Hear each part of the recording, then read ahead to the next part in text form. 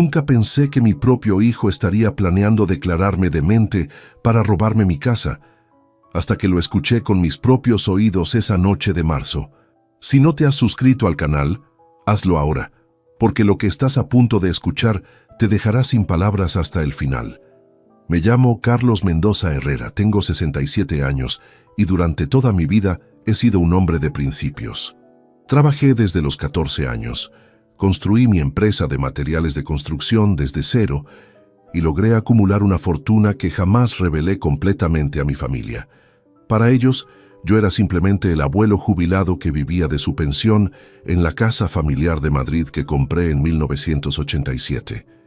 Era el 15 de marzo del 2024, una fecha que jamás olvidaré. Patricia, mi nuera, había llegado temprano esa tarde con Miguel, mi hijo de 42 años. Yo estaba en mi estudio revisando algunos papeles cuando decidí bajar por un vaso de agua. Al acercarme a la cocina, escuché voces susurrando. Algo en el tono me hizo detenerme. «Miguel, esto tiene que ser rápido», decía Patricia con voz tensa. «El abogado dice que si presentamos los informes médicos correctos, podemos conseguir la incapacitación legal en 2 meses máximo». Mi sangre se heló. ¿Incapacitación legal? ¿De quién estaban hablando? «Lo sé, Patricia, pero es mi padre», respondió Miguel con una voz que no reconocí. «Aunque tienes razón. Necesitamos esa casa. Son 180.000 euros que podemos sacar de la venta. Y con mis deudas». Me quedé paralizado contra la pared del pasillo. Mi propio hijo, el hombre al que había criado, educado y por quien había sacrificado tantas cosas, estaba planeando declararme incompetente mentalmente para apoderarse de mi hogar. «Los médicos privados que contacté ya están dispuestos a firmar los informes», continuó Patricia. «Dirán que tiene principios de demencia senil, pérdida de memoria, incapacidad para manejar sus asuntos. Será fácil. Carlos ya tiene 67 años y a veces se olvida de cosas pequeñas». «¿Y si se niega a someterse a las evaluaciones?», preguntó Miguel. «Por eso necesitamos que parezca natural. Yo le diré que es solo un chequeo de rutina. Una vez que tengamos los papeles firmados, podemos proceder con la tutela legal. Tú serás su tutor. Tendrás control total sobre sus bienes y decisiones». Mi corazón latía tan fuerte que temí que pudieran escucharlo. Llevé mi mano al pecho, sintiendo cada pulsación como un martillo. Durante 42 años había sido padre para Miguel. Le pagué la universidad, le di trabajo en mi empresa hasta que decidió independizarse. Lo ayudé con el enganche de su primer apartamento. Y ahora estaba conspirando para robarme no solo mi patrimonio, sino mi libertad y dignidad.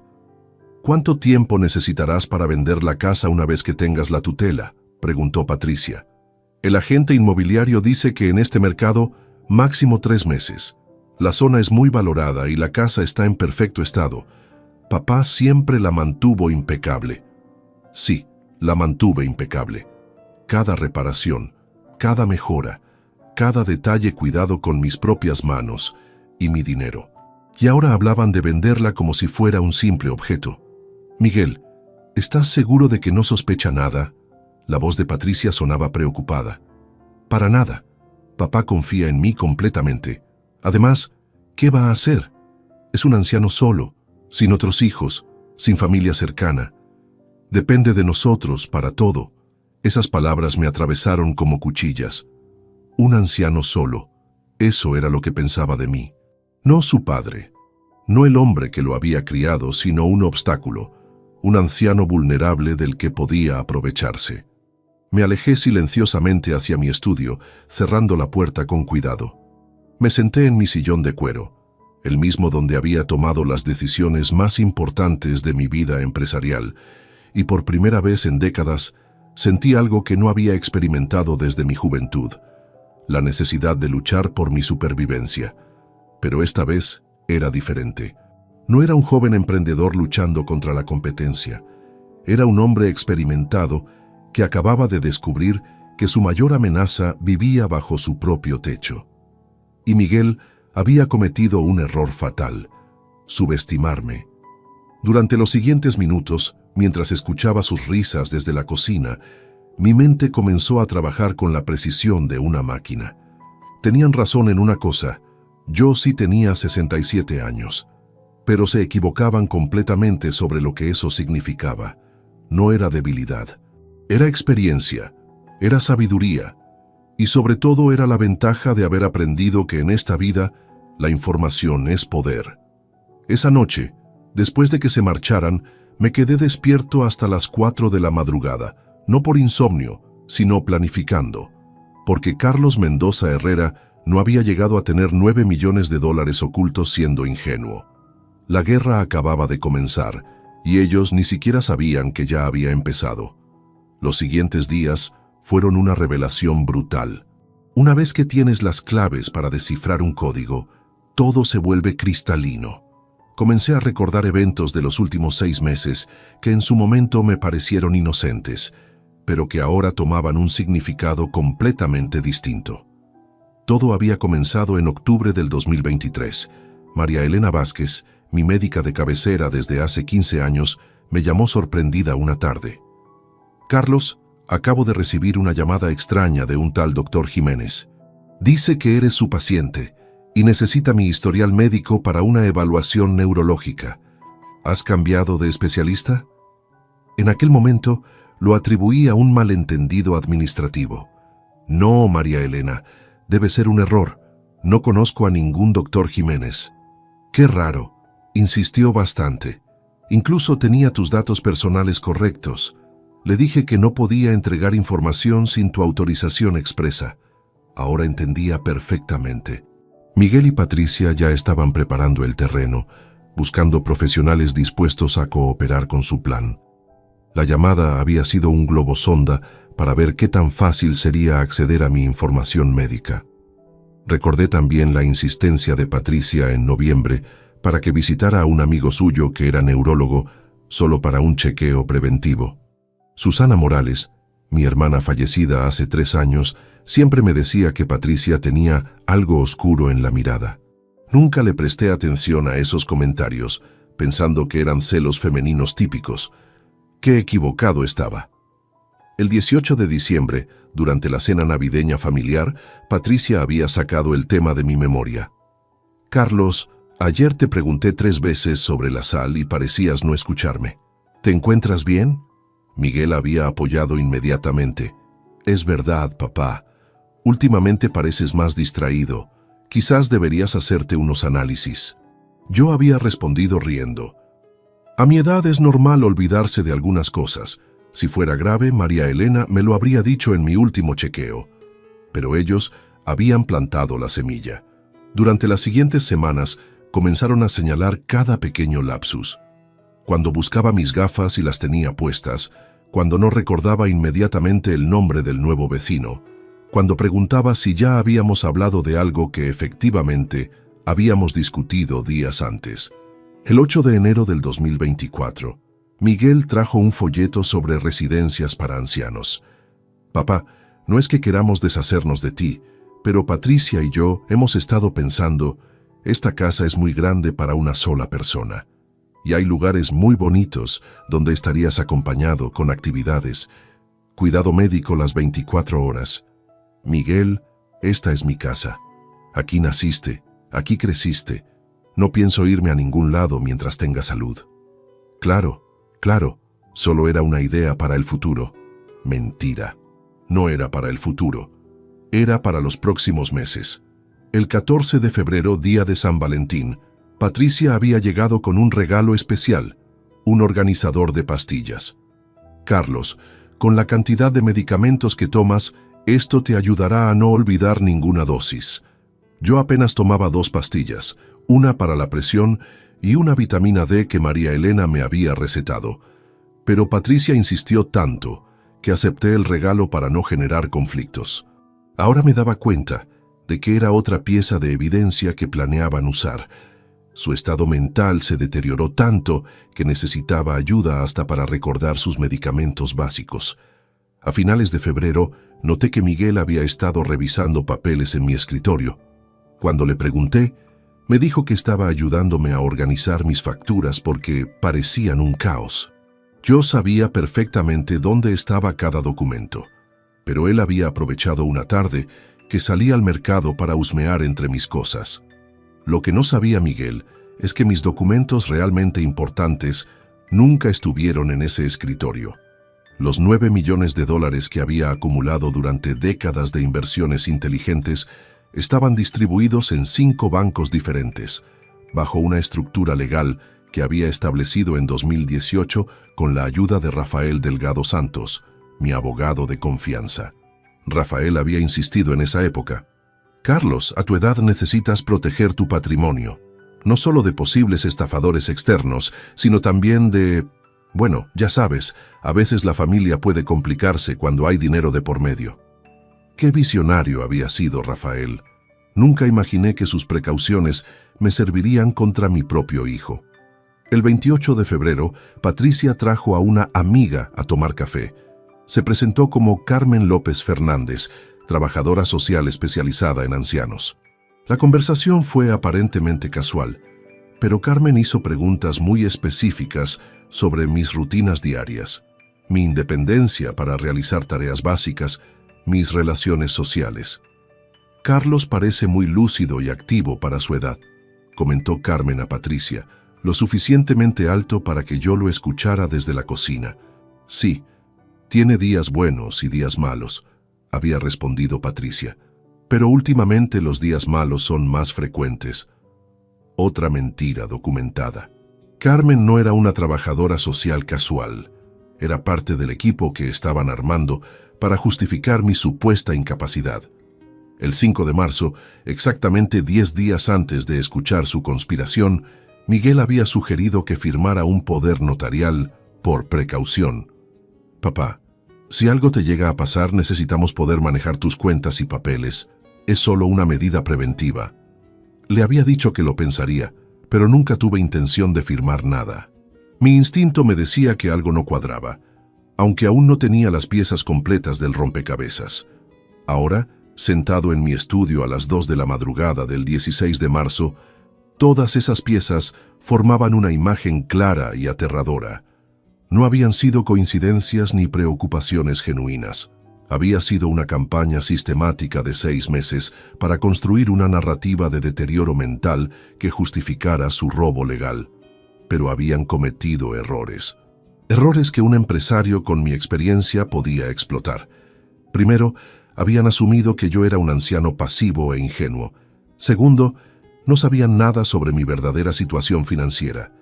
Y tercero, habían involucrado a terceros en su conspiración, lo que significaba que había testigos y evidencia de su plan. Era hora de pasar de la defensa al ataque. Y tenía exactamente lo que necesitaba para ganar esta guerra: tiempo, recursos, experiencia y algo que ellos habían perdido completamente: la ventaja de la sorpresa. Miguel había despertado al león equivocado. El 17 de marzo, exactamente 48 horas después de descubrir la traición, tomé la primera decisión táctica. Necesitaba información profesional. A las 9:30 de la mañana, marqué un número que tenía guardado desde 2019, cuando un cliente de mi antigua empresa había necesitado servicios especializados. Agencia Confidencial Torres, buenos días. Necesito hablar con Alejandro Torres personalmente. Dígale que llama Carlos Mendoza, el de los materiales de construcción. 30 minutos después estaba sentado frente a Alejandro Torres Ruiz, en su oficina discreta del barrio de Chamberí.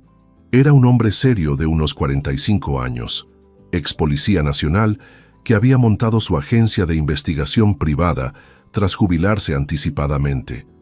Don Carlos, no esperaba verlo por aquí. ¿En qué puedo ayudarle? Alejandro, necesito que investigues a mi hijo Miguel Mendoza García y a mi nuera Patricia Ruiz Sánchez, específicamente sus movimientos financieros, contactos médicos recientes y cualquier comunicación que hayan tenido con abogados en los últimos 6 meses. Alejandro enarcó una ceja. ¿Problemas familiares? Los peores que puedas imaginar. ¿Cuánto necesitas de anticipo? Para un caso familiar completo, 3.000 euros cubren 2 semanas de investigación intensiva. Saqué mi chequera y firmé sin vacilar. Aquí tienes 5.000. Quiero resultados detallados en 10 días máximo. Y Alejandro, esto debe ser absolutamente confidencial. Por supuesto, hay algo específico que busque. Todo lo que puedas encontrar. Deudas, contactos sospechosos, conversaciones grabadas si es posible. Tengo razones para creer que están planeando algo contra mí. Alejandro asintió gravemente. Entendido. Le haré llegar un informe preliminar en una semana. Mientras regresaba a casa, mi mente ya estaba calculando los siguientes movimientos. Durante el almuerzo, Miguel y Patricia actuaron con normalidad absoluta. Hablamos del clima, de las noticias, de los planes para Semana Santa.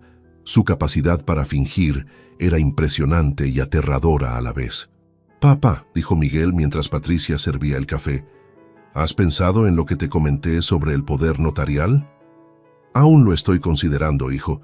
Es una decisión importante. Por supuesto, no hay prisa. Solo queremos estar preparados por si acaso». Patricia agregó con una sonrisa que ahora me resultaba venenosa. «Carlos, también pensé que podríamos programar esa cita médica. Mi amigo neurólogo tiene disponibilidad la próxima semana.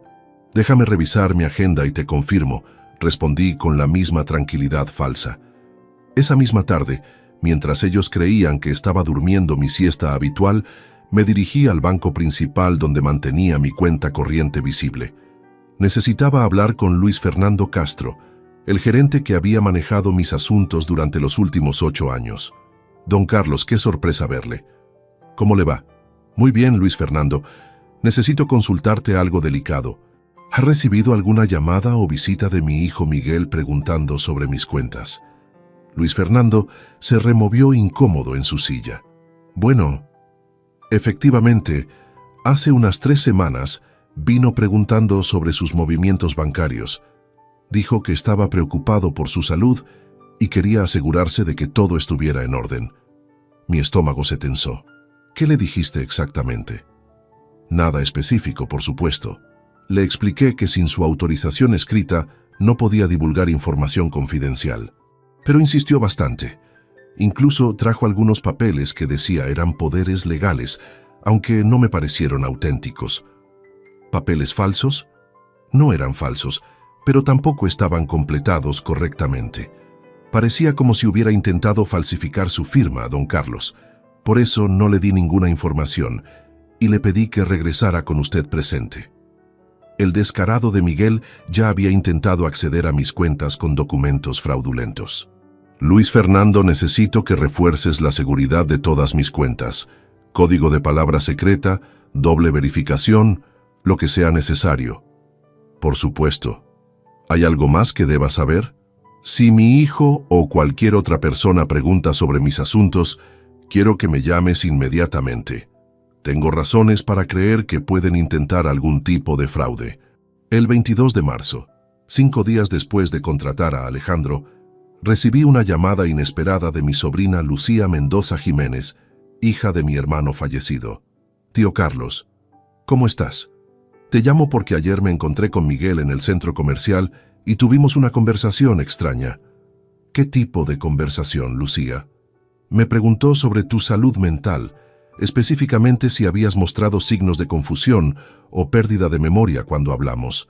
Le dije que siempre me has parecido perfectamente lúcido, pero insistió diciéndome que en casa habías tenido varios episodios preocupantes». «¿Qué clase de episodios mencionó?» «Que te olvidabas de conversaciones importantes, que repetías preguntas, que a veces no reconocías objetos familiares. Tío, yo lo conozco desde niño y había algo en su manera de hablar, como si quisiera que yo confirmara esas historias». «¿Y qué le respondiste?» «Le dije la verdad, que cuando hablamos por teléfono o nos vemos estás perfectamente bien, pero me quedé con una sensación rara. ¿Por qué Miguel estaría preguntando esas cosas?» «Lucía, ¿puedes hacerme un favor? Si alguien más te pregunta sobre mi salud mental, ¿podrías anotar exactamente qué te dicen y llamarme después?» «Claro, tío, pero me estás preocupando. ¿Está pasando algo que debería saber?» «Aún no estoy seguro, pero prefiero ser precavido». El 25 de marzo, Alejandro me citó en su oficina con caras graves. Había trabajado rápido y eficientemente. «Don Carlos, Los resultados son peores de lo que imaginé. Su hijo tiene deudas por 247.000 euros, distribuidas entre 3 prestamistas diferentes. 2 de ellos son entidades legales, pero el tercero, digamos que no es el tipo de gente con la que uno quiere tener problemas. Préstamos ilegales, casas de juego clandestinas. Miguel ha estado frecuentando 3 locales en Madrid, donde ha perdido cantidades considerables en póker y ruleta. Los intereses se acumulan semanalmente y, según mis fuentes, le han dado hasta finales de abril para saldar la deuda completa. ¿Y Patricia? Ella está involucrada hasta el cuello. Tiene su propio negocio de consultoría que está en bancarrota. Debe 89.000 euros en impuestos atrasados y préstamos comerciales. Juntos, necesitan aproximadamente 340.000 euros para salir del agujero. ¿Por eso quieren vender mi casa? Exactamente, pero hay más. He documentado conversaciones telefónicas donde discuten su plan. Tengo grabaciones de Patricia contactando a 3 médicos privados diferentes, ofreciéndoles pagos bajo la mesa para firmar evaluaciones psiquiátricas falsas. Alejandro puso una grabadora sobre el escritorio. Don Carlos, lo que va a escuchar le va a doler, pero necesita conocer la verdad completa. La voz de Patricia sonaba clara. Doctor Herrera, necesitamos que el informe refleje deterioro cognitivo significativo. El paciente es un hombre de 67 años y la familia necesita establecer tutela legal urgentemente. ¿Cuánto costaría un informe médico completo que justifique la incapacitación? Mi mundo se tambaleó. No solo planeaban robarme, habían convertido mi destrucción en una transacción comercial. Alejandro continuó. Tengo documentación de al menos 6 contactos con diferentes profesionales, médicos, abogados especialistas en tutelas y un tasador inmobiliario que ya visitó su casa sin su conocimiento. ¿Cuándo visitaron mi casa? El 18 de marzo, mientras usted estaba en el banco hablando conmigo. Patricia le dio acceso al tasador, quien evaluó la propiedad en 185.000 euros para venta rápida. Todo encajaba. Mientras yo comenzaba mi investigación, ellos aceleraban sus planes. Era una carrera contra el tiempo, pero ahora tenía ventaja. Conocía sus movimientos, sus deudas, sus contactos corruptos y sus plazos límite. La guerra había comenzado oficialmente, y yo tenía las armas que necesitaba. El 28 de marzo, Alejandro me entregó el informe completo que cambiaría todo. Eran 47 páginas de evidencias meticulosamente documentadas que revelaban una red de corrupción mucho más amplia de lo que había imaginado. Don Carlos, siéntese porque lo que voy a mostrarle va más allá de una simple conspiración familiar, dijo Alejandro mientras extendía fotografías sobre su escritorio. La primera imagen mostraba a Miguel saliendo de una clínica privada en el barrio de Salamanca. Esta foto es del 20 de marzo. Su hijo visitó al doctor Fernando Aguirre Moreno, un psiquiatra que perdió su licencia hace 2 años por firmar certificados fraudulentos. Oficialmente no puede ejercer, pero sigue operando desde esta clínica fantasma. La segunda fotografía era devastadora. Patricia entregando un sobre a una mujer elegante frente a un juzgado. Aquí tenemos a su nuera el 22 de marzo, entregando 5.000 euros en efectivo a Carmen Vega Sánchez, secretaria judicial especializada en trámites de incapacitación. Con este pago, se garantiza que su caso sea asignado al juez más condescendiente del distrito. ¿Cómo conseguiste estas fotografías? Tengo contactos en lugares estratégicos, pero espere, hay más. Alejandro reprodujo otra grabación telefónica. Esta vez era la voz de Miguel.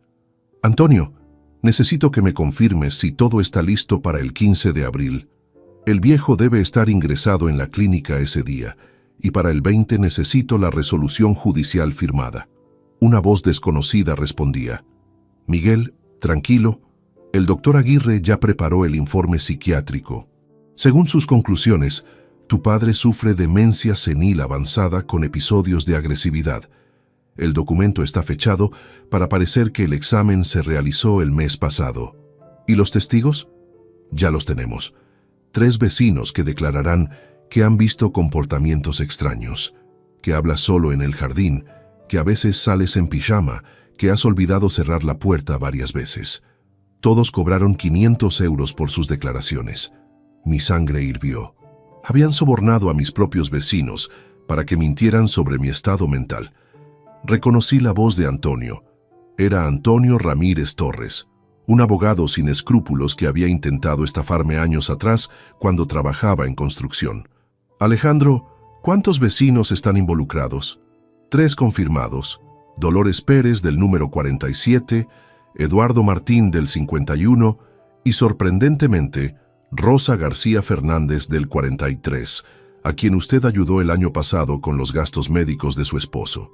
La traición de Rosa me golpeó como una bofetada. Había pagado personalmente 12.000 euros para la operación cardíaca de su marido Joaquín cuando ellos no tenían recursos. Y ahora me apuñalaba por la espalda por 500 euros miserables. ¿Qué más descubriste sobre las deudas de juego de Miguel? Alejandro abrió otra carpeta. Aquí está el detalle completo. Su hijo debe 180.000 euros a El Rincón Dorado, una casa de juego ilegal dirigida por Ramón Silva Ortega.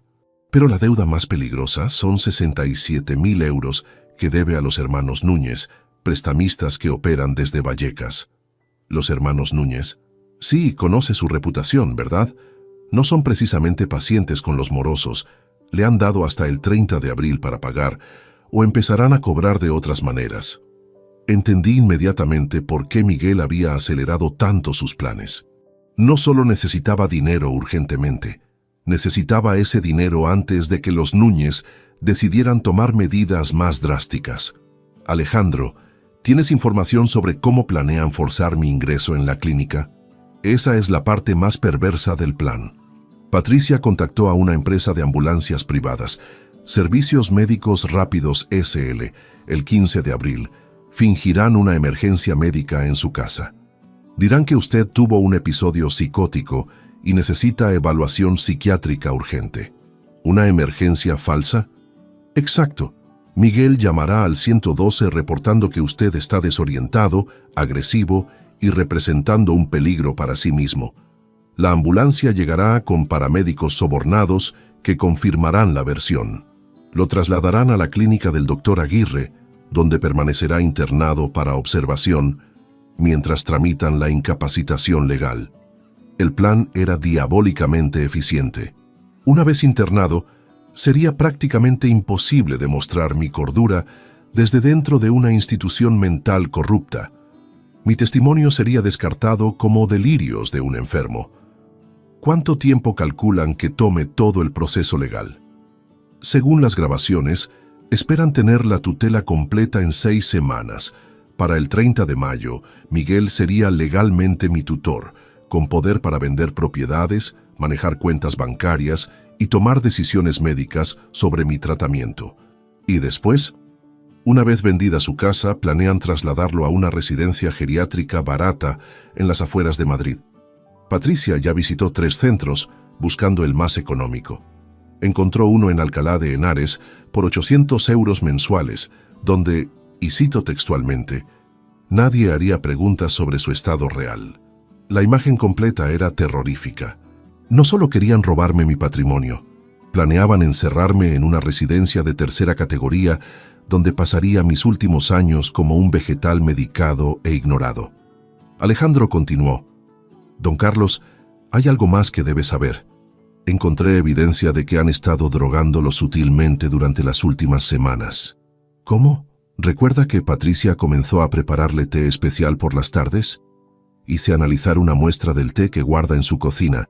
Contiene pequeñas dosis de lorazepam, un ansiolítico que en cantidades mínimas causa confusión leve y pérdida de memoria a corto plazo. Todo cobraba sentido.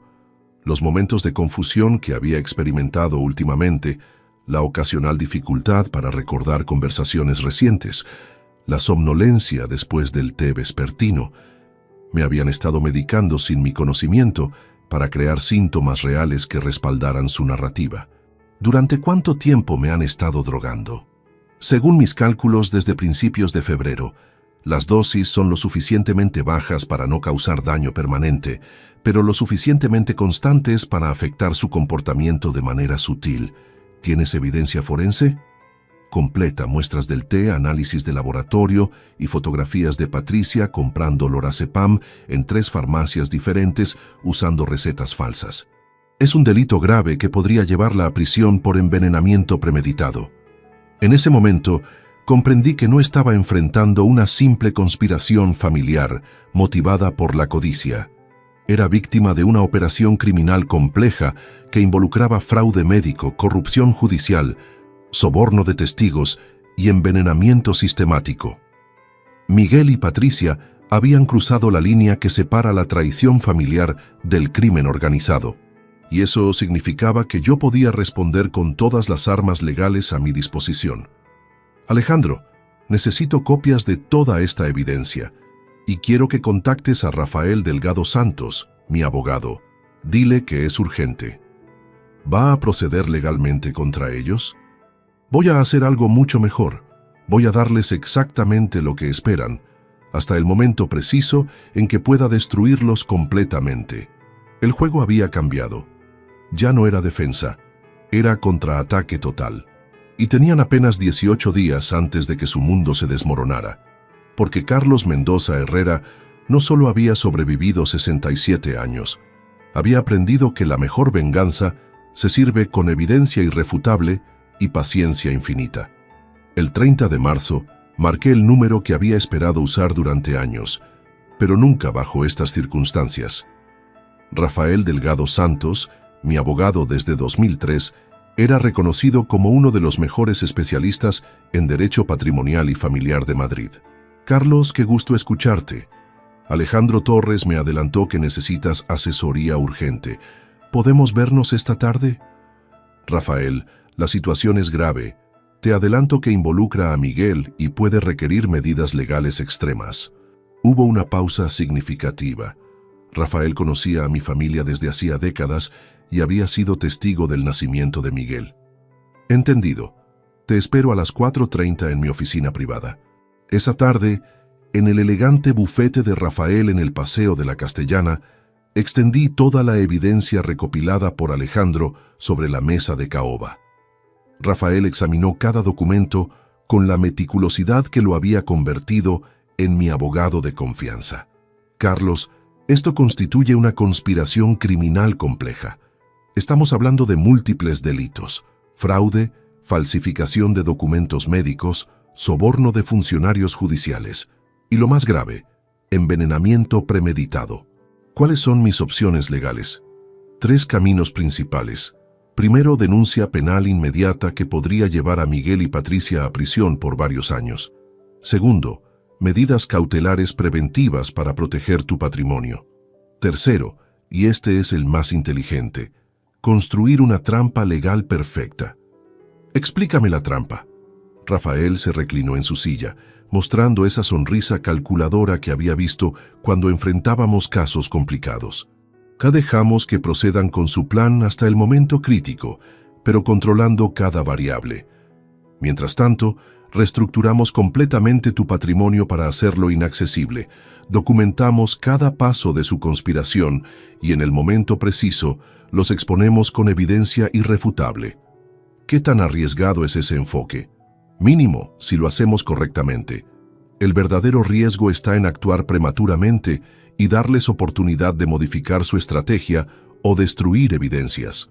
¿Cuánto tiempo necesitas para reestructurar mis activos? 1 semana para transferencias básicas, 2 semanas para protección completa. Tus 9 millones están distribuidos en 5 entidades bancarias diferentes, ¿correcto? Efectivamente, Banco Santander, BBVA, CaixaBank, Banco Sabadell y una cuenta internacional en Suiza. Perfecto. Crearemos una estructura de fideicomiso que haga legalmente imposible que Miguel acceda a esos fondos, incluso con tutela judicial. Además, transferiremos la propiedad de tu casa a una sociedad limitada donde tú serás el único accionista y administrador. ¿Eso es legal? Completamente. Es planificación patrimonial preventiva, una práctica común en familias con patrimonios significativos. Durante los siguientes días, Rafael trabajó como una máquina de precisión legal. El 2 de abril recibí la primera actualización. Mis cuentas bancarias principales habían sido transferidas a un fideicomiso irrevocable administrado por el bufete de Rafael, con instrucciones específicas que impedían cualquier acceso por parte de tutores legales o familiares. Mientras tanto, necesitaba asegurar aliados humanos. El 3 de abril visité a Esperanza Moreno Castillo, mi vecina del número 39 y amiga desde hacía 15 años.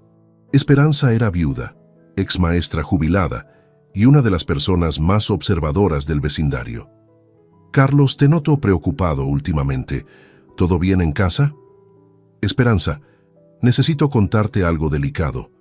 Pero primero, ¿has notado algo extraño en el comportamiento de Miguel o Patricia durante las últimas semanas? ¿Extraño en qué sentido? Cualquier cosa. Conversaciones, visitas inusuales, actitudes diferentes. Esperanza reflexionó cuidadosamente. Ahora que lo mencionas, sí. El martes pasado vi a Patricia hablando muy seriamente con Dolores del 47. Les entregó algo que parecía dinero. Y Miguel ha estado recibiendo visitas de hombres que no parecen el tipo de personas que normalmente frecuenta. ¿Qué tipo de hombres? Tipos rudos con aspecto intimidante. Uno llevaba cicatrices en la cara. Llegaron en un coche negro el viernes por la noche y estuvieron hablando con Miguel en la entrada durante casi una hora. Los hermanos Núñez, sin duda. La presión sobre Miguel se estaba intensificando exactamente como había calculado. Esperanza, voy a contarte la verdad, pero necesito tu absoluta discreción. Le expliqué la situación completa, la conspiración, las deudas de juego, el plan de incapacitación forzosa. Esperanza escuchó con horror creciente. Dios mío, Carlos, ¿cómo puede un hijo hacer algo así a su padre? Necesito tu ayuda.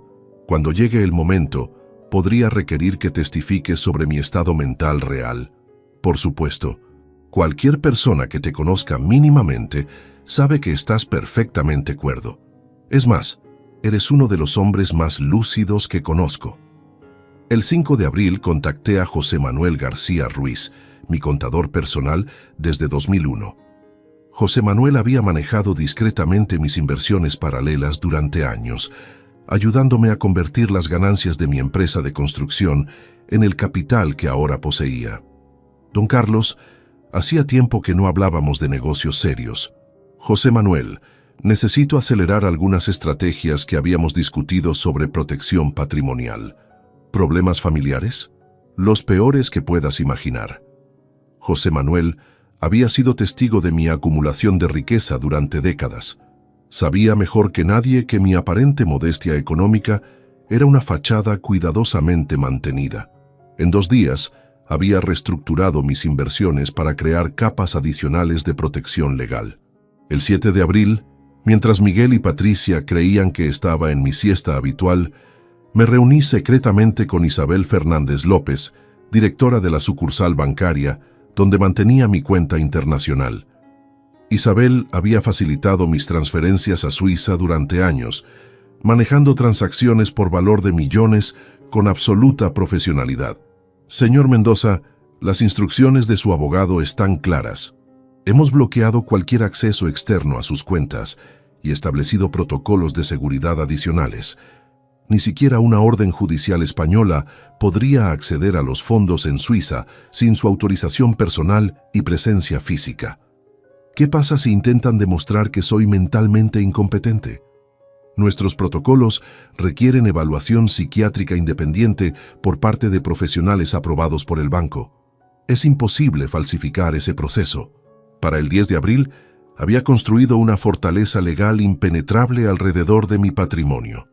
Pero necesitaba un aliado final, alguien con autoridad moral que pudiera testificar sobre mi cordura de manera incuestionable. Contacté al doctor Roberto Villalobos Herrera, mi médico de confianza durante la época en que dirigía mi empresa. Roberto, ahora de 58 años, era jefe de neurología del Hospital Universitario La Paz y reconocido especialista en demencias. Carlos, qué sorpresa. ¿Cómo van tus aventuras de jubilado? Roberto, necesito un favor profesional urgente. ¿Podrías realizarme una evaluación neurológica completa y documentarla oficialmente? ¿Problemas de salud? Problemas legales. Alguien va a intentar declarar que tengo demencia y necesito evidencia médica irrefutable de lo contrario. Roberto programó una cita para el 12 de abril.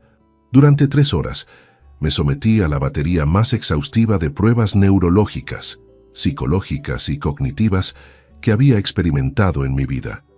Los resultados fueron contundentes: función mental superior al promedio para mi edad, memoria excepcional, razonamiento lógico intacto y ningún signo de deterioro cognitivo.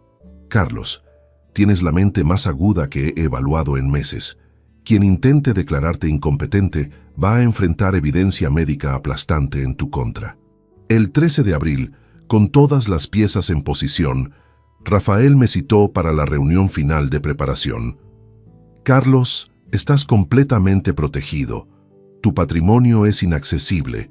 Tienes evidencia médica irrefutable de tu competencia mental y documentación completa de la conspiración criminal contra ti. Mañana comienza su operación final y están condenados al fracaso antes de empezar. ¿Cuándo debería actuar?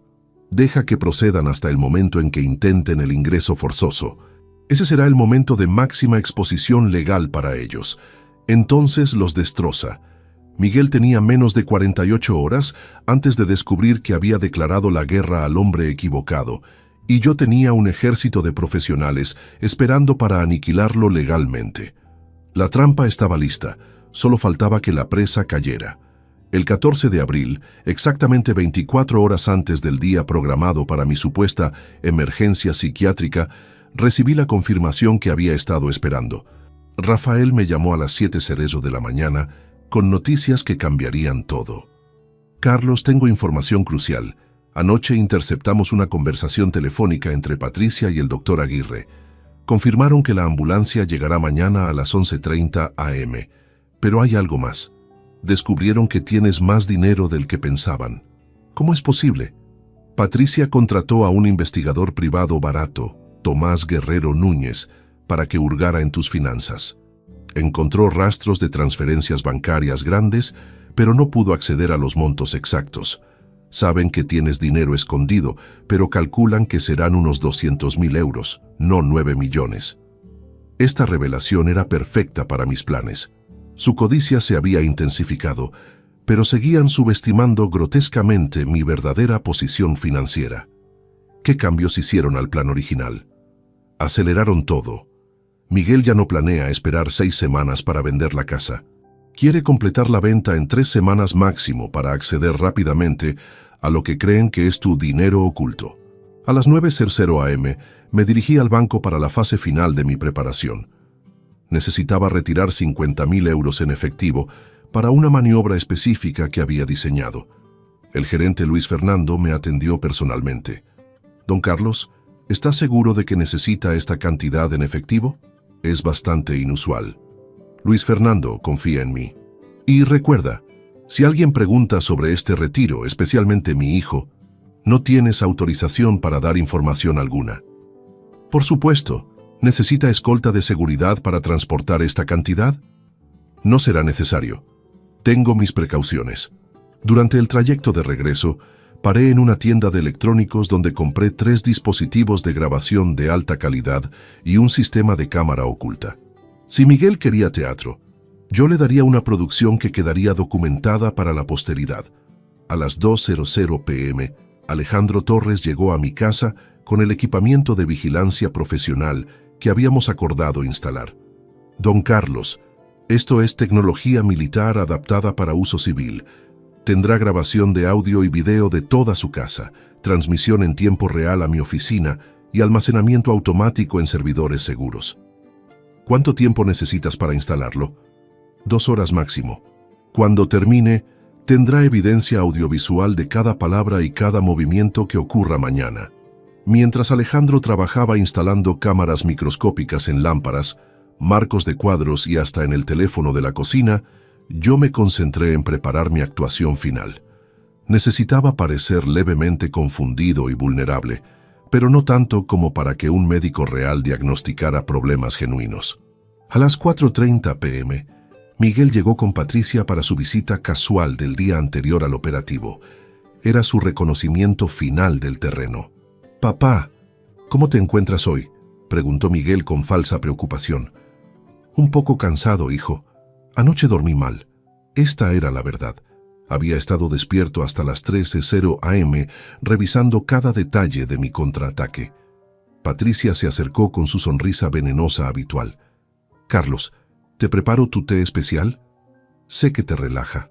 Por favor, Patricia, eres muy considerada».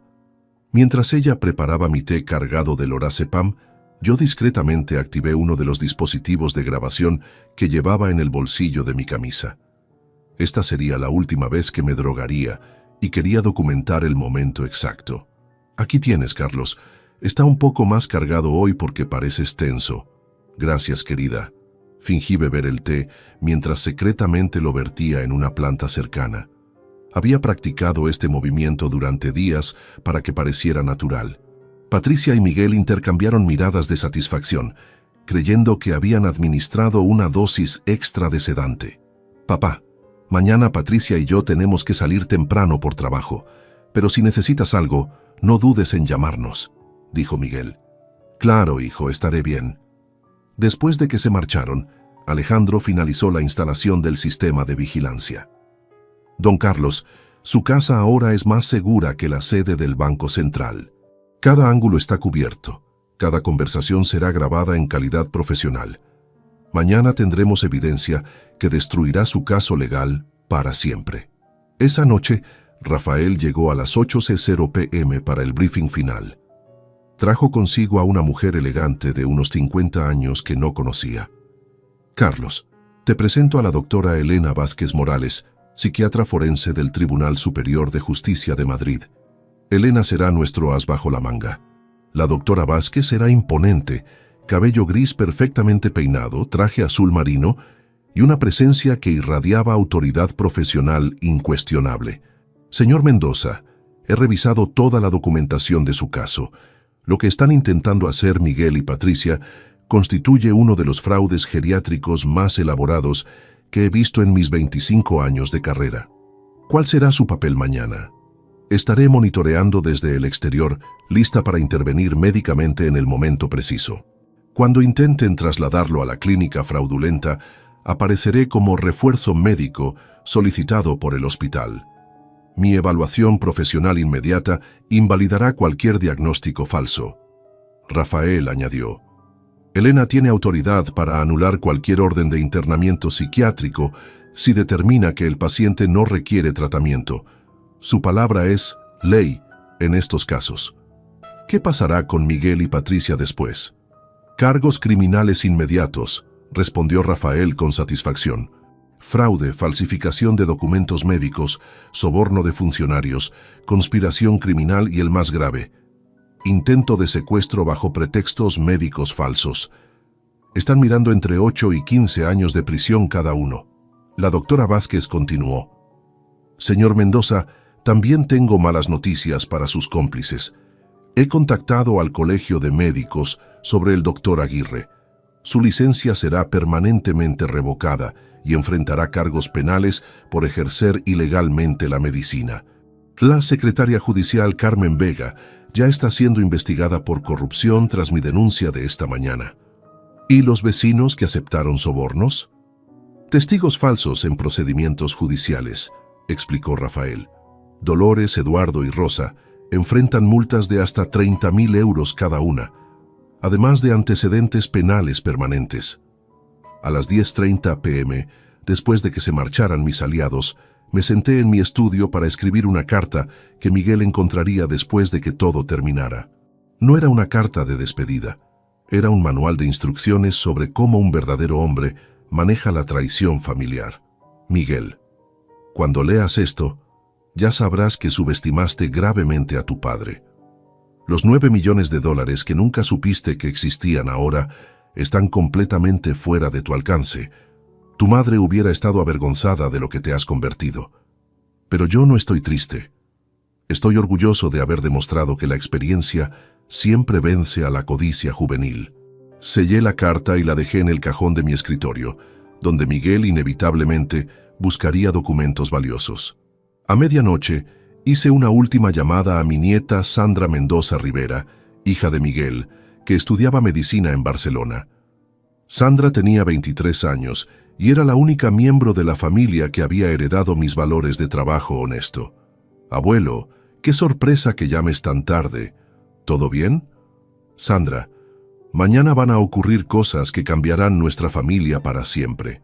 Quiero que sepas que tú nunca has estado involucrada en los problemas de tu padre, y eso significa que tu futuro sigue siendo brillante. Abuelo, me estás asustando. ¿Qué está pasando? Mañana lo entenderás todo. Solo recuerda que te amo, que estoy orgulloso de ti y que siempre tendrás mi apoyo para terminar tus estudios de medicina. Colgué antes de que pudiera hacer más preguntas. Sandra se enteraría de la verdad por los periódicos, pero al menos sabría que no todos los Mendoza habíamos perdido el honor. Eran las 12:47 a.m. del 15 de abril. En menos de 11 horas, Miguel y Patricia descubrirían que habían elegido al objetivo equivocado para su estafa criminal. Porque Carlos Mendoza Herrera no solo tenía $9 millones ocultos, tenía algo mucho más poderoso: la experiencia de 67 años, enseñándole que la mejor defensa siempre es un contraataque devastador. La trampa estaba perfecta, solo faltaban las víctimas. El 15 de abril amaneció con un cielo gris que parecía presagiar la tormenta que se avecinaba. A las 6:00 a.m. ya estaba despierto, bebiendo café genuino por primera vez en semanas, sin las drogas que Patricia había estado añadiendo a mis bebidas. Mi mente estaba más clara que nunca. A las 8:15 a.m. sonó mi teléfono.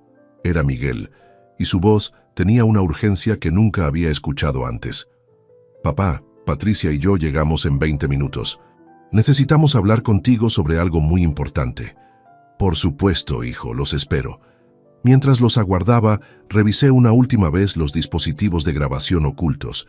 Las cámaras de Alejandro registraban cada ángulo de la sala de estar y llevaba 3 grabadoras diferentes en mi ropa. Lo que fuera a ocurrir quedaría documentado con calidad profesional. A las 8:35 a.m. escuché el coche de Miguel estacionarse bruscamente en el jardín. Sus pasos se dirigían hacia la puerta con una determinación que no había mostrado en años. Cuando abrí, vi algo en sus ojos que me heló la sangre. Desesperación pura. «Buenos días, Miguel. Patricia». Los saludé con normalidad fingida. «Papá, siéntate. Tenemos que resolver algo urgente», dijo Miguel sin preámbulos, cerrando la puerta con fuerza. Patricia llevaba una carpeta gruesa bajo el brazo y evitaba hacer contacto visual conmigo. Sus manos temblaban ligeramente, señal de que sabía que estaban cruzando un punto sin retorno. «¿De qué se trata, hijo?». Miguel se paseó por la sala como un animal enjaulado antes de plantarse frente a mí. «Papá, voy a ser directo porque no tenemos tiempo para rodeos. Necesito dinero, mucho dinero, y lo necesito hoy». «¿Cuánto dinero estás hablando, Miguel?» 350.000 euros. Los necesito antes del mediodía. La cifra era exactamente lo que Alejandro había calculado. Sus deudas totales más un margen de seguridad. Fingí sorpresa e inquietud. «Miguel, esa es una cantidad enorme. ¿Para qué necesitas tanto dinero tan urgentemente?» «Eso no importa ahora. Lo que importa es que sé que tienes dinero guardado, papá. Mucho más del que nos has dicho». Patricia finalmente habló, con voz tensa. «Carlos, contratamos a un investigador. Sabemos de las transferencias bancarias, de las cuentas en diferentes bancos. No puedes seguir fingiendo que solo vives de tu pensión». «No entiendo de qué hablan». Miguel explotó. «No te hagas el tonto. Tomás encontró registros de movimientos por más de 200.000 euros en los últimos 2 años. ¿Dónde está ese dinero?». Era fascinante ver cómo su codicia los había llevado a una investigación amateur que solo había descubierto la punta del iceberg. Sus 200.000 euros estimados no eran ni el 2% de mi patrimonio real. «Miguel, aunque tuviera esa cantidad, ¿por qué debería entregártela sin explicaciones?». «Porque soy tu hijo, porque te he cuidado, te he visitado, me he preocupado por ti durante años». La ironía de sus palabras era dolorosa.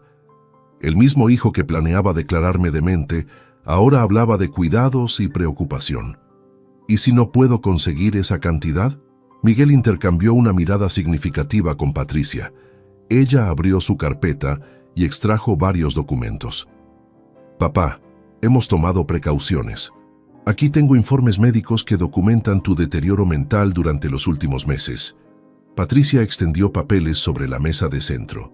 Carlos, 3 doctores diferentes han evaluado tu comportamiento y han concluido que necesitas supervisión médica inmediata. Reconocí inmediatamente los documentos fraudulentos que Alejandro había fotografiado siendo preparados. El informe del doctor Aguirre estaba fechado del 28 de marzo, con un diagnóstico de demencia senil moderada con episodios de confusión y pérdida de memoria. ¿Cuándo me evaluaron estos doctores? Yo no recuerdo haber visitado a ningún especialista. Esa es exactamente la evidencia de tu problema, papá, dijo Miguel con falsa compasión. No recuerdas las citas médicas, no recuerdas conversaciones importantes, no recuerdas dónde guardas documentos importantes. Miguel, mi memoria está perfecta. ¿En serio? Patricia intervino con una sonrisa cruel. ¿Recuerdas que el martes pasado me preguntaste 3 veces la misma pregunta sobre la cena? ¿Recuerdas que el domingo saliste a comprar pan en pijama? Mentiras cuidadosamente construidas.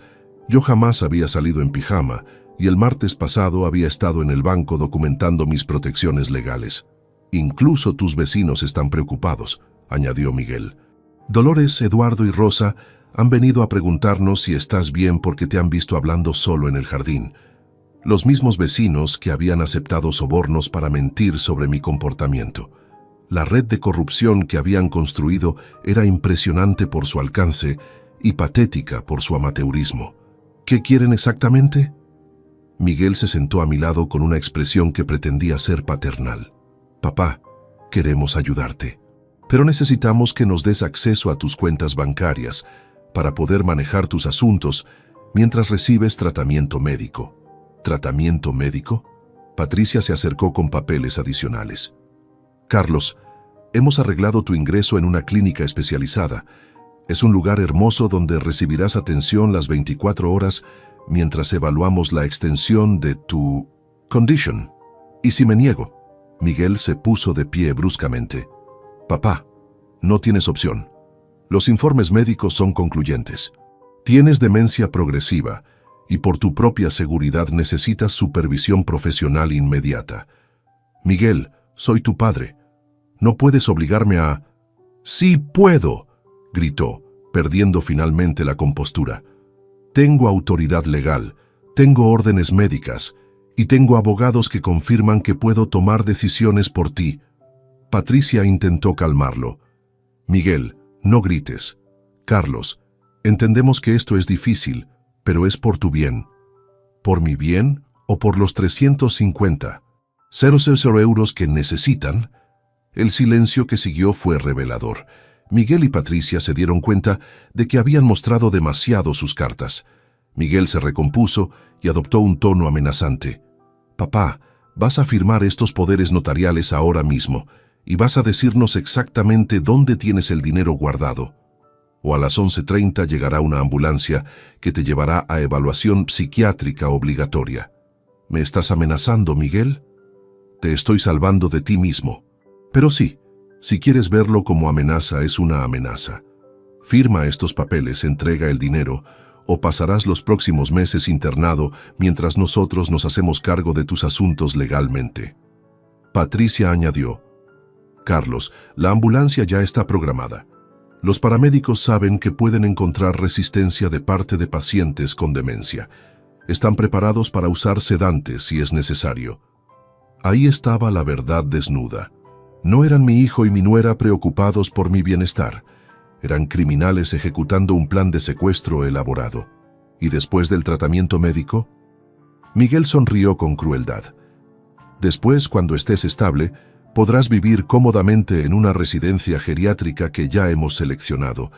Es un lugar tranquilo en las afueras, donde podrás descansar sin preocupaciones. ¿Una residencia o una prisión? Papá, estás siendo dramático. Es una decisión tomada con amor. Me levanté lentamente, dejando que creyeran que el peso de su ultimátum me había vencido. En realidad, Estaba activando el dispositivo de grabación de emergencia que llevaba en mi cinturón. Miguel, Patricia, necesito que sepan algo antes de tomar cualquier decisión. ¿Qué? Que han subestimado completamente a Carlos Mendoza Herrera. Sus expresiones cambiaron. Por primera vez desde que habían entrado, vi incertidumbre en sus ojos. ¿Qué quieres decir? Quiero decir que su pequeña conspiración ha sido documentada desde el primer día. Cada conversación, cada documento falso, cada soborno pagado, todo. Miguel palideció. Papá, no sabemos de qué hablas. Habló de esto, dije, sacando mi teléfono y reproduciendo la grabación de su conversación del 15 de marzo. Miguel, esto tiene que ser rápido. El abogado dice que si presentamos los informes médicos correctos... El color desapareció completamente de sus rostros. Patricia dejó caer su carpeta. Así que ahora, Miguel, vamos a discutir el verdadero ultimátum, el mío. La guerra había comenzado oficialmente y acababan de descubrir que habían traído cuchillos a un duelo de cañones. Miguel y Patricia se quedaron paralizados por unos segundos que me parecieron eternos. Podía ver sus mentes procesando la magnitud de lo que acababa de revelar. Pero Miguel, impulsado por la desesperación, intentó recuperar el control. Papá, no sé qué grabación es esa, pero claramente estás confundido. Estas son exactamente las alucinaciones auditivas que mencionan los informes médicos. ¿Alucinaciones auditivas, Miguel? ¿Cómo esta? Reproduje otra grabación más reciente, del 10 de abril. La conversación de Patricia con el doctor Aguirre, confirmando los horarios de la ambulancia. La voz de mi nuera resonó claramente. Doctor, necesito que el informe refleje deterioro cognitivo significativo. Patricia dio un paso hacia atrás, su rostro completamente pálido. Carlos, ¿puedo explicar? No hay nada que explicar, Patricia. Tengo documentado cada paso de su conspiración criminal. Las deudas de juego de Miguel con los hermanos Núñez, tus pagos a médicos corruptos, los sobornos a los vecinos, incluso las drogas que has estado añadiendo a mi té. Miguel intentó una última jugada desesperada. Incluso si fuera verdad, no cambia nada. Los informes médicos ya están firmados. La ambulancia viene en camino. No puedes detener lo que ya está en movimiento. ¿Estás seguro de eso? En ese momento sonó el timbre. Miguel y Patricia intercambiaron miradas de alivio, pensando que era su ambulancia fraudulenta llegando temprano. Debe ser el equipo médico, murmuró Patricia. Carlos, esto es por tu propio bien. Adelante, Miguel. Ve a abrir la puerta. Miguel caminó hacia la entrada con renovada confianza, creyendo que su plan seguía intacto. Lo que no sabía es que yo había coordinado cada minuto de esta mañana con precisión militar. La puerta se abrió y escuché la voz de Miguel. ¿Sí? ¿Son ustedes del servicio de ambulancias? No exactamente, respondió una voz masculina autoritaria.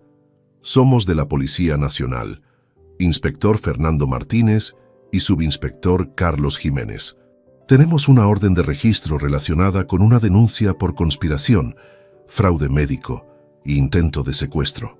El silencio que siguió fue ensordecedor.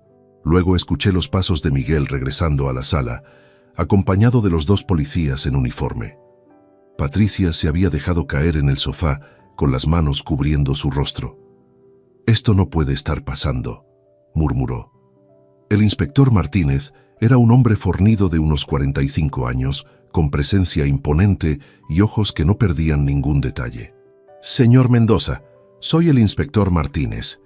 Hemos recibido una denuncia formal presentada por su abogado, Rafael Delgado Santos, sobre un plan criminal elaborado contra usted. Inspector, tengo toda la evidencia disponible para ustedes». Miguel intentó interrumpir. «Esto es ridículo. Mi padre tiene demencia. Los informes médicos lo confirman. No pueden creer las fantasías de un enfermo mental».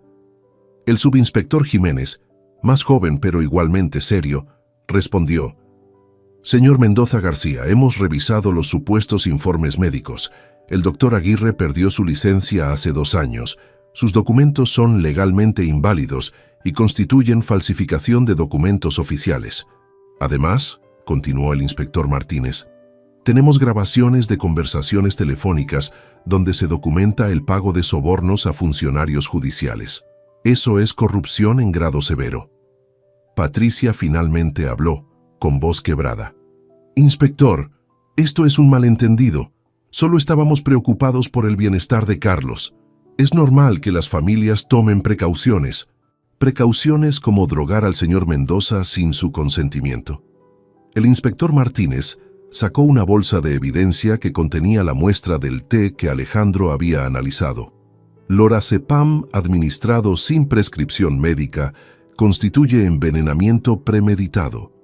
Es un delito grave que puede llevar a prisión por hasta 12 años. Miguel perdió completamente los estribos. Esto es imposible. El plan era perfecto, nadie podía saberlo. Miguel, dije con calma, tu error fue asumir que tu padre de 67 años era un anciano ingenuo. Olvidaste que construí una empresa desde cero, que manejé millones de euros durante décadas y que sobreviví en el mundo de los negocios porque siempre estoy 3 pasos adelante de mis competidores. El subinspector Jiménez añadió, su investigador privado, Tomás Guerrero, ya confesó todo cuando lo interrogamos esta mañana. Nos dio detalles completos del plan, incluyendo los nombres de todos los cómplices. ¿Tomás confesó? Patricia parecía a punto de desmayarse. Completamente. Cuando se enteró de que estaba involucrado en una conspiración criminal, decidió cooperar para reducir su sentencia. Tenemos su testimonio completo sobre cómo ustedes le pidieron que investigara las finanzas del señor Mendoza. En ese momento sonó nuevamente el timbre. Esta vez era la ambulancia real. No la fraudulenta que Miguel había contratado, sino una ambulancia oficial con paramédicos auténticos. «Inspector, ¿esperaban una ambulancia?», preguntó Miguel con confusión. «Efectivamente, pero no para el señor Mendoza». 3 paramédicos entraron, dirigidos por una mujer madura de uniforme azul marino. «Somos del SAMUR. Recibimos una llamada sobre una emergencia psiquiátrica. ¿Cuál es la situación?». El inspector Martínez señaló a Patricia. Esta señora ha estado bajo estrés extremo debido a su arresto inminente. Ha mostrado signos de crisis nerviosa y podría necesitar evaluación psiquiátrica. Patricia se puso de pie bruscamente. «No estoy loca. El loco es él», señaló hacia mí. «Tiene alucinaciones. Cree que somos criminales». En ese momento entró la última pieza de mi estrategia. La doctora Elena Vázquez Morales, la psiquiatra forense que Rafael había coordinado. «Buenos días, soy la doctora Vázquez, psiquiatra forense del Tribunal Superior de Justicia. He venido para realizar evaluaciones psiquiátricas de emergencia». Miguel aún intentaba salvarse. «Doctora, gracias por venir. Necesita evaluar a mi padre inmediatamente. Tiene demencia senil y está teniendo episodios paranoides». La doctora Vázquez me miró directamente. «Señor Mendoza, ¿podría responder algunas preguntas básicas?». Durante los siguientes 10 minutos, demostré mi lucidez mental completa. Recordé fechas exactas, nombres completos, realicé cálculos matemáticos complejos y expliqué coherentemente toda la situación legal. «Inspector», concluyó la doctora Vázquez, «el señor Carlos Mendoza muestra función mental superior al promedio para su edad. No hay evidencia alguna de deterioro cognitivo, demencia o cualquier condición que justifique tutela legal». ¿Y los otros? La doctora evaluó rápidamente a Miguel y Patricia. El señor Miguel Mendoza García muestra signos de estrés extremo compatible con culpabilidad por actividades criminales. La señora Patricia Ruiz Sánchez está experimentando una crisis nerviosa aguda, posiblemente precipitada por el colapso de su conspiración. El inspector Martínez sacó las esposas.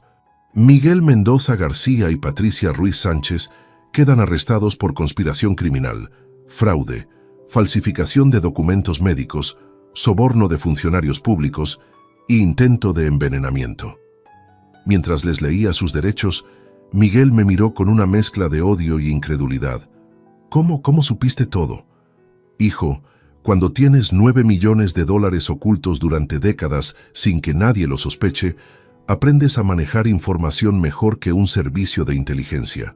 Patricia sollozaba mientras les ponían las esposas. Carlos, por favor, Podemos arreglar esto, podemos devolver el dinero. ¿Qué dinero, Patricia? Ustedes nunca tuvieron acceso a un centavo de mi patrimonio. Los policías se los llevaron hacia el coche patrulla. En la puerta, Miguel se volvió una última vez. Papá, sigo siendo tu hijo. No, Miguel. Mi hijo murió el 15 de marzo cuando decidió traicionar a su padre. Tú eres solo un criminal que casualmente lleva mi apellido. Las puertas del coche patrulla se cerraron, llevándose a 2 personas que habían elegido la codicia sobre la familia. Pero mi día aún no había terminado, porque Carlos Mendoza Herrera nunca había sido un hombre que se conformara con la defensa.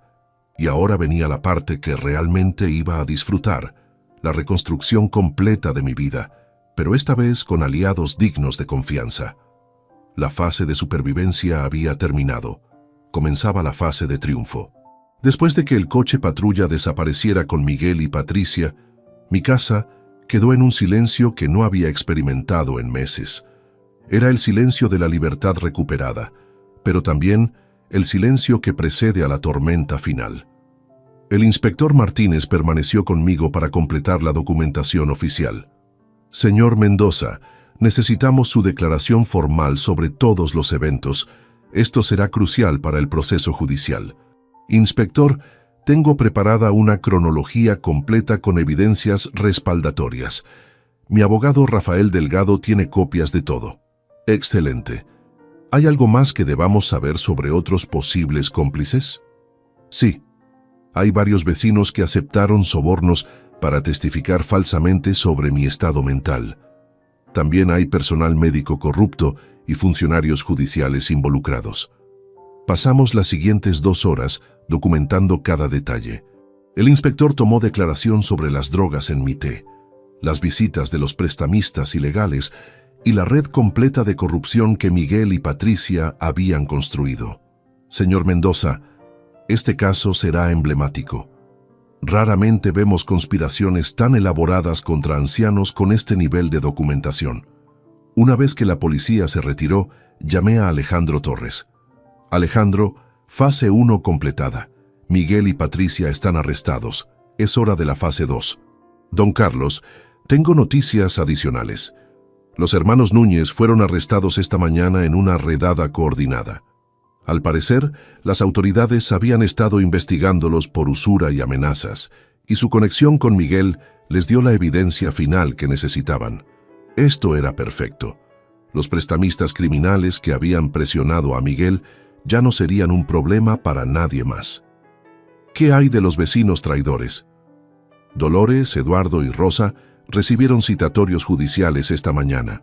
Cuando se enteraron de que Miguel había sido arrestado, los 3 intentaron devolver el dinero del soborno, pero es demasiado tarde. Ya están involucrados legalmente. A las 2:00 p.m., Rafael llegó con una sonrisa de satisfacción que no había visto en años. Carlos, tengo el reporte completo de nuestras maniobras financieras. Tu patrimonio está más seguro que Fort Knox. ¿Qué tan seguros estamos de que no puedan acceder a nada? Completamente seguros. Incluso si Miguel hubiera obtenido tutela legal, se habría encontrado con cuentas bancarias vacías. Todo tu dinero está protegido en estructuras legales que tardarían años en desmantelar, y solo con tu cooperación directa. Rafael extendió varios documentos sobre mi mesa. Pero hay algo más interesante. Durante la investigación de sus finanzas, descubrimos que Miguel había estado planeando esto desde hace más de un año. ¿Un año? Encontramos correos electrónicos de noviembre del 2022 donde discutía con Patricia sobre tu dinero escondido. Aparentemente, Patricia había notado que vivías muy modestamente para alguien que había tenido una empresa exitosa. ¿Qué más descubrieron? Miguel había estado documentando cada conversación contigo, buscando signos de confusión o pérdida de memoria que pudiera usar como evidencia. Tenía un cuaderno con notas sobre cada vez que olvidabas algo menor o repetías una pregunta. La traición era incluso más profunda de lo que había imaginado.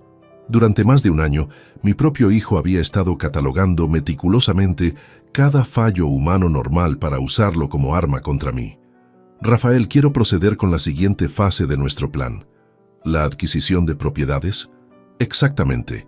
Es hora de que Madrid sepa quién es realmente Carlos Mendoza Herrera. Durante los siguientes días, ejecuté una serie de movimientos financieros que habían estado en preparación durante semanas. El 18 de abril, compré la casa de al lado de la mía, la que pertenecía a Eduardo Martín, uno de los vecinos que había aceptado sobornos para mentir sobre mi estado mental. Eduardo se enteró de la venta cuando llegó del trabajo y encontró a los nuevos propietarios, mis representantes legales, cambiando las cerraduras. Su casa había sido embargada esa mañana por deudas fiscales que, curiosamente, habían sido investigadas anónimamente y reportadas a Hacienda. ¿Cómo es posible?, le preguntó Eduardo a su esposa Carmen. Ayer todo estaba bien. Lo que Eduardo no sabía es que había estado evadiendo impuestos durante 5 años y que mi contador José Manuel había proporcionado discretamente esa información a las autoridades fiscales como ciudadano preocupado. El 20 de abril, la casa de Dolores Pérez también cambió de propietario. Dolores había firmado un préstamo hipotecario el año anterior usando información financiera falsa.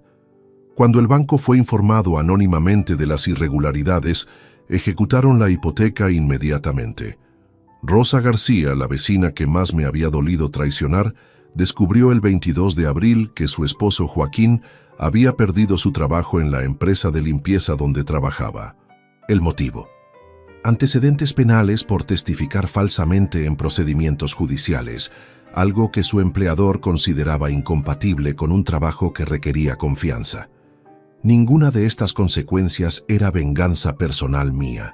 Simplemente había proporcionado información veraz a las autoridades correspondientes sobre actividades cuestionables que ya existían. La justicia había seguido su curso natural. El 25 de abril recibí una llamada inesperada.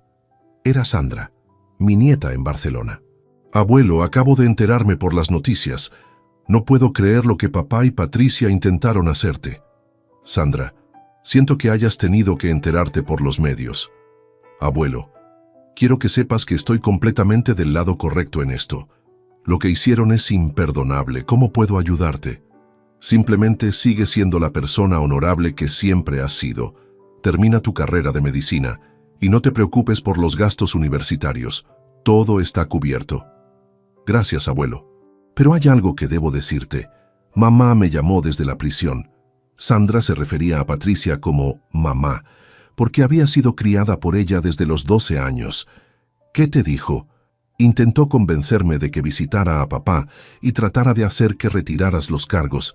Le dije que era imposible, que lo que habían hecho no tenía perdón. ¿Cómo reaccionó? Se puso histérica. Empezó a gritar que la familia debía estar unida, que tú eras un anciano vengativo, que estaba destruyendo a la familia por orgullo. ¿Y qué le respondiste? Le dije que la familia se destruyó el día que decidieron drogar a su propio padre y planear robarlo, que si alguien destruyó la familia fueron ellos. Esa conversación me confirmó que había tomado las decisiones correctas. Sandra, a sus 23 años, tenía más integridad moral que su padre de 42. El 28 de abril, exactamente 2 semanas después de los arrestos, Rafael me trajo las noticias finales sobre las consecuencias legales. Carlos, Miguel y Patricia van a juicio la próxima semana. Sus abogados intentaron negociar, pero la evidencia es tan abrumadora que el fiscal rechazó cualquier acuerdo. ¿Cuáles son las sentencias probables? Miguel enfrenta entre 12 y 18 años de prisión. Patricia, entre 10 y 15 años. Los cargos incluyen conspiración criminal organizada, lo cual aumenta significativamente las penas. ¿Y los demás cómplices? El doctor Aguirre, 8 años por ejercicio ilegal de la medicina y fraude. Carmen Vega, la secretaria judicial, 6 años por corrupción. Los vecinos, entre 18 meses y 3 años dependiendo de su cooperación con las autoridades. El 30 de abril, exactamente el día límite que los hermanos Núñez habían dado a Miguel para pagar sus deudas de juego, ocurrió el evento que marcaría el final simbólico de esta fase.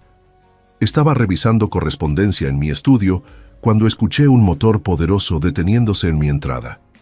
Miré por la ventana y vi un Ferrari F8 Tributo rojo brillante, el mismo modelo que había admirado en el concesionario de lujo 3 semanas antes. El conductor se bajó. Era Lorenzo Castillo Mendoza, el vendedor del concesionario, con una sonrisa enorme. «Señor Mendoza, aquí tiene su nuevo automóvil, tal como lo ordenó». El Ferrari costaba 280.000 euros, exactamente la cantidad que Miguel había calculado obtener de la venta de mi casa. Era mi manera de demostrar simbólicamente que su plan no solo había fallado, sino que su target tenía recursos que nunca había imaginado. Cuando los vecinos restantes vieron el Ferrari en mi entrada, entendieron inmediatamente el mensaje. Carlos Mendoza Herrera no era la víctima vulnerable que Miguel había creído atacar.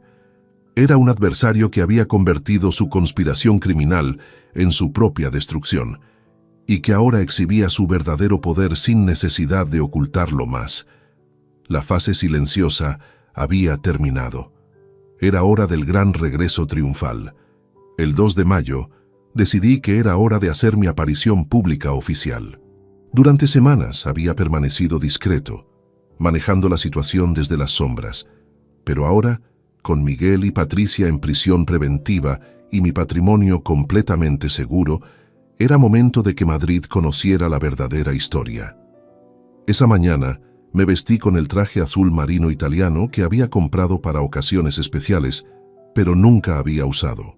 Me arreglé el cabello, me puse mi reloj Rolex Submariner original de 1987, el que había guardado en mi caja fuerte durante años, y salí de casa en el Ferrari rojo.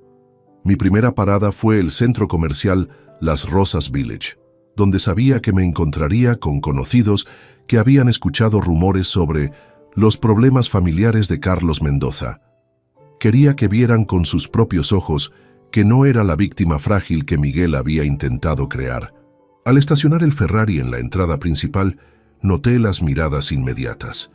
Varios transeúntes se detuvieron para admirar el automóvil, y algunos incluso tomaron fotografías. Cuando me bajé del conductor, vi caras de reconocimiento y sorpresa. «¿Carlos Mendoza?» Escuché una voz familiar.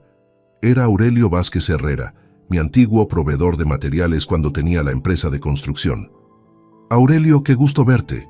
«Carlos, hombre, ¿ese Ferrari es tuyo?» «Completamente mío, Aurelio. Un pequeño capricho de la jubilación». Aurelio me miró con una mezcla de admiración y confusión. «Pero Carlos, escuché que tenías problemas, que Miguel estaba preocupado por tu salud». «Los únicos problemas de salud que tuve fueron las drogas que mi nuera estaba añadiendo secretamente a mi té. Ahora que dejé de consumir lorazepam sin saberlo, me siento mejor que nunca». «¿Drogas? ¿De qué hablas?»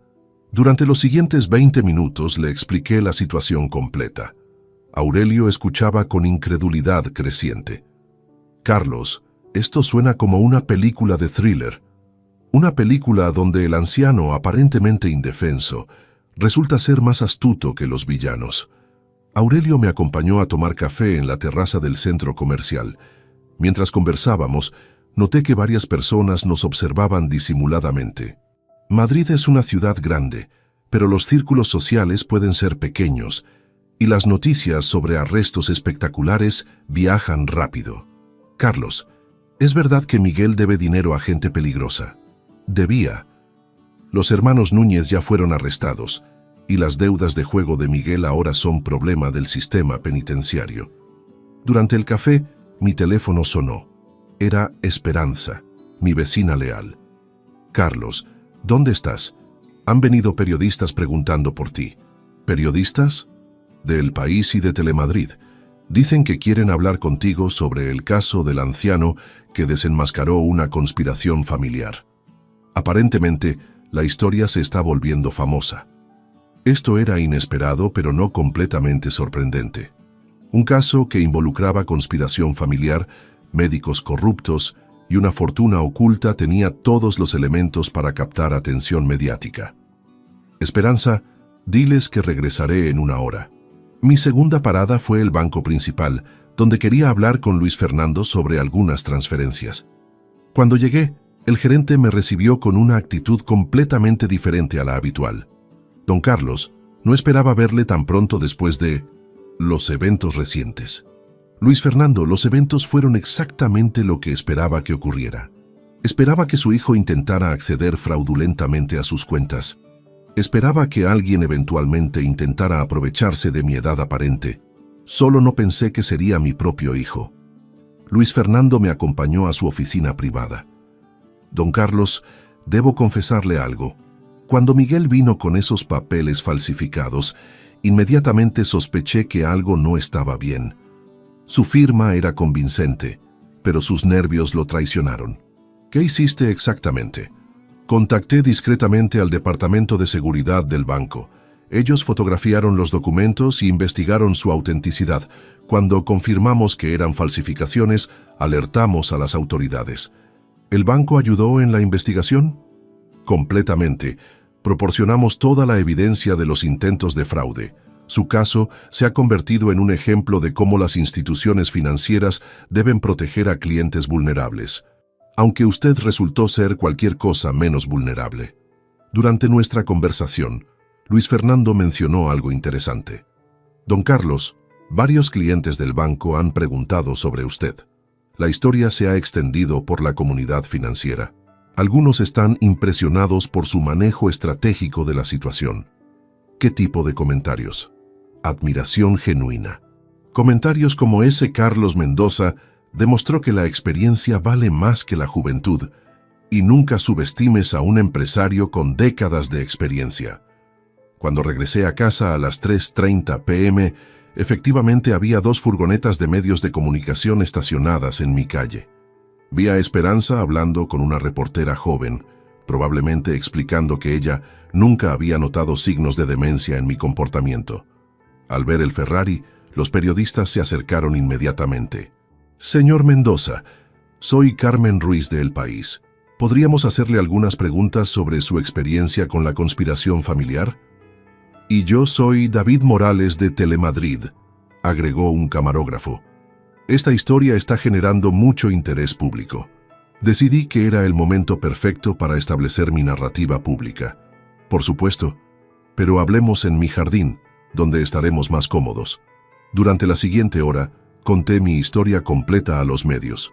Expliqué cómo había detectado la conspiración, cómo había documentado sistemáticamente cada paso y cómo había protegido legalmente mi patrimonio antes de exponer a los culpables. Señor Mendoza, preguntó Carmen, ¿qué mensaje tiene para otras personas mayores que podrían estar enfrentando situaciones similares? Que nunca asuman que la edad los convierte automáticamente en víctimas. La experiencia es poder, la información es poder, y la paciencia estratégica es el poder más grande de todos. David preguntó, ¿hay algo que le gustaría decirle a su hijo Miguel? Que eligió ser un criminal en lugar de ser mi hijo, y que las consecuencias de esa elección las vivirá durante los próximos 15 años en prisión. La entrevista fue transmitida esa misma noche en el noticiero principal de Telemadrid y publicada al día siguiente en la portada de El País con el titular «El patriarca que convirtió una conspiración familiar en la destrucción de sus enemigos». Esa noche, mientras cenaba en mi terraza, reflexioné sobre los eventos de los últimos 2 meses. Había comenzado como Carlos Mendoza, el anciano aparentemente vulnerable que vivía modestamente de su pensión. Había terminado como Carlos Mendoza, el estratega implacable con $9 millones que había destruido una conspiración criminal usando las mismas herramientas que había empleado durante décadas en los negocios: información, paciencia y ejecución perfecta. Pero aún quedaba un último movimiento por hacer, y ese movimiento establecería definitivamente quién controlaba realmente la situación. El 3 de mayo, Miguel y Patricia descubrirían que su pesadilla apenas había comenzado. El 3 de mayo, 3 semanas después de los arrestos, recibí la llamada que había estado esperando. Era Rafael, con el resultado final del proceso judicial. Carlos, acaba de concluir el juicio. Miguel fue sentenciado a 16 años de prisión sin posibilidad de libertad condicional, hasta cumplir al menos 12 años. Patricia recibió 14 años. Los jueces consideraron que la premeditación y el abuso de confianza familiar agravaron significativamente sus crímenes. Me senté en mi sillón de cuero, el mismo donde había planificado toda mi estrategia, y sentí una mezcla compleja de satisfacción y melancolía. La justicia había prevalecido, pero el precio había sido perder para siempre al hijo que había criado. ¿Qué hay de los demás cómplices? El doctor Aguirre, 10 años por liderar una red de certificaciones médicas fraudulentas. Carmen Vega, 7 años por corrupción judicial agravada. Tomás Guerrero, 3 años por participar en conspiración criminal. ¿Y los vecinos? Dolores, 2 años con suspensión condicional y trabajo comunitario. Eduardo, 18 meses efectivos.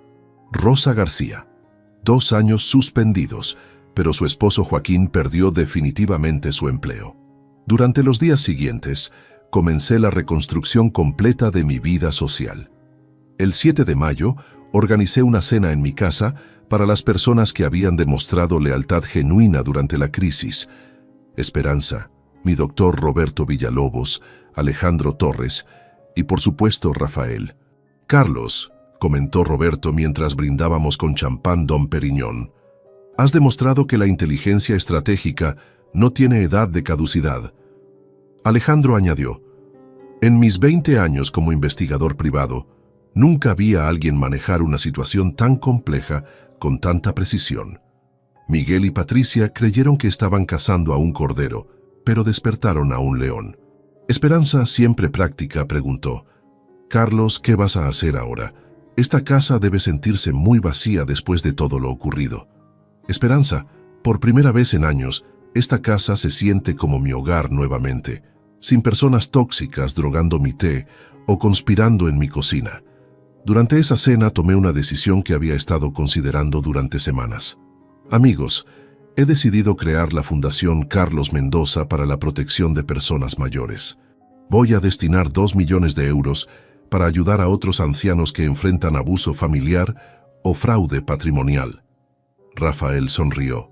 Es una idea extraordinaria. Tu experiencia podría salvar a cientos de personas de situaciones similares. Exactamente. Quiero crear un protocolo de detección temprana de conspiraciones familiares, financiar investigaciones privadas para víctimas que no pueden costearlas y proporcionar representación legal gratuita en casos de abuso patrimonial. El 15 de mayo, exactamente un mes después de los arrestos, recibí una visita inesperada. Era Sandra, mi nieta, que había venido desde Barcelona. Abuelo, necesitaba verte en persona para agradecerte. ¿Agradecerme qué, Sandra? Por demostrarme que hacer lo correcto siempre vale la pena, incluso cuando duele. Sé que fue doloroso exponer a papá, pero era lo único moralmente aceptable. Sandra había madurado considerablemente durante estas semanas. Abuelo, he estado reflexionando sobre todo lo ocurrido. Papá eligió el dinero sobre la familia. Tú elegiste la justicia sobre la comodidad. Quiero ser como tú cuando tenga tu edad. Sandra, tú ya tienes mi carácter. Por eso eres la única heredera legítima en mi testamento actualizado. Sus ojos se llenaron de lágrimas. Abuelo, no me importa la herencia, solo me importa tenerte en mi vida. Lo sé, hija, por eso mereces heredar todo lo que he construido. Durante junio y julio, la Fundación Carlos Mendoza se convirtió en realidad. Contraté a 3 abogados especializados, 2 investigadores privados y una psicóloga geriátrica. En los primeros 2 meses, ayudamos a 47 personas mayores que enfrentaban situaciones de abuso familiar. El caso más impactante fue el de Amparo Delgado Vega, una viuda de 72 años, cuyas hijas habían estado vendiendo secretamente sus joyas familiares y falsificando su firma para acceder a sus cuentas bancarias. Usando las técnicas que había desarrollado en mi propio caso, logramos documentar completamente el fraude y recuperar 145.000 euros robados. Señor Mendoza, me dijo Amparo durante una visita de seguimiento, usted me salvó de terminar en la calle por culpa de mis propias hijas. No sé cómo agradecérselo. Amparo, la mejor forma de agradecerme es viviendo con dignidad y nunca permitiendo que nadie abuse de su confianza otra vez. El 12 de agosto recibí una carta desde la prisión. Era de Miguel.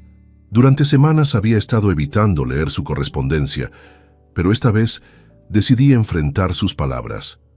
Papá, sé que no merezco tu perdón, pero quiero que sepas que entiendo completamente lo que hice mal.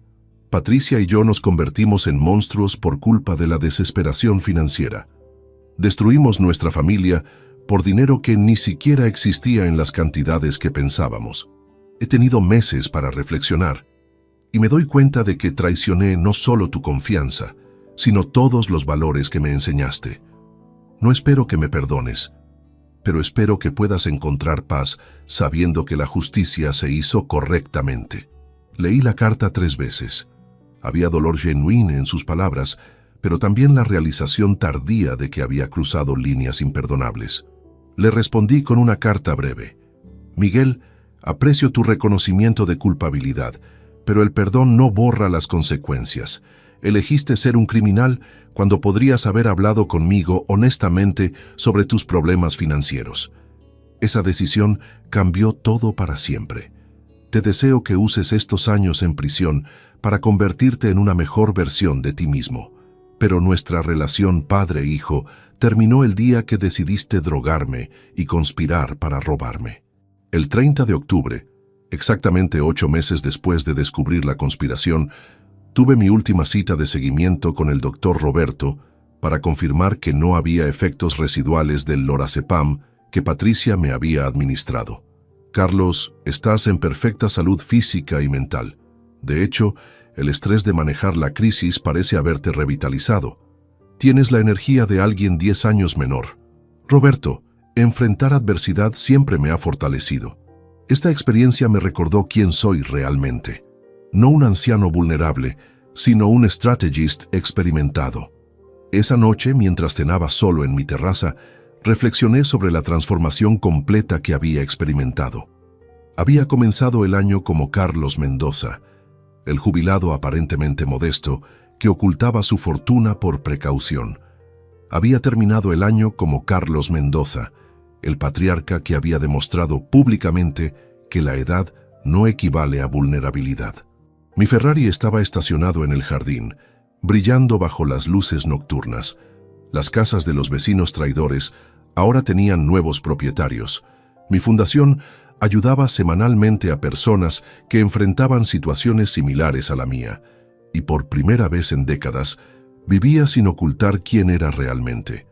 Miguel había comenzado esta guerra creyendo que atacaba a un anciano indefenso. En realidad, había despertado a un adversario que convirtió su conspiración criminal en su propia destrucción total. La lección más importante que aprendí no fue sobre familia o dinero, fue sobre identidad. Pasé años fingiendo ser menos de lo que era, ocultando mi éxito por modestia o precaución.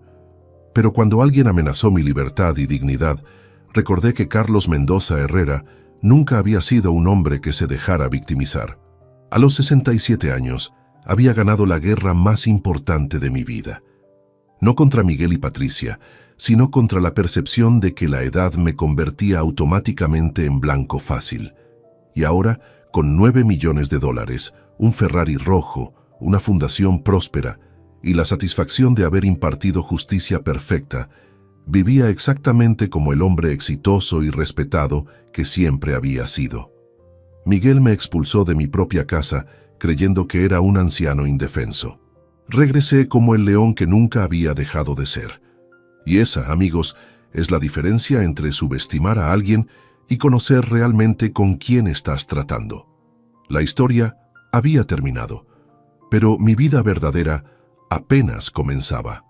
Si te gusta esta historia, por favor dale like al video, suscríbete al canal y comparte en los comentarios tu impresión sobre esta historia. Para escuchar la próxima historia, haz clic en el cuadro de la izquierda. Gracias por